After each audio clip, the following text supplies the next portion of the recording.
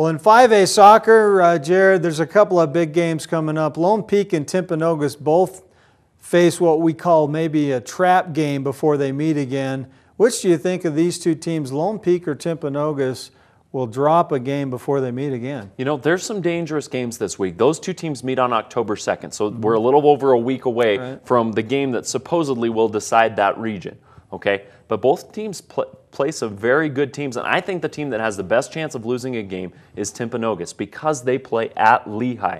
And Lehigh hasn't been able to get that big win, but they've been oh so close. They had a chance against Lone Peak. They played American Fork very, very tough. I think this is a game that is very, very dangerous for Timpanogos. Going to a Lehigh team that's a little bit desperate and just hasn't quite gotten the breaks that they've needed to get the win. This could easily be a game that they get that break and knock off Timpanogos. Well, what if they both lose? That's another thing. Because I'll tell you why. My pick is actually, I think Lone Peak has a better chance to drop this game because I saw the first American Fork Lone Peak game, and American Fork was right there with a couple of breaks.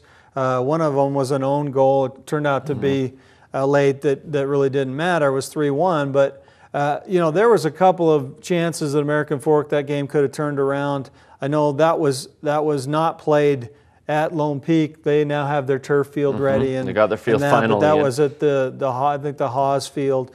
Healy Field, where they play that one. Healy Field, yeah. So anyway, but American Fork was right there. This is a rivalry game. American Fork has the talent. I think American Fork gets Lone Peak. Really? I do. See, that's a dangerous game for them because American Fork always plays Lone Peak tough. Yeah. Last year they beat them.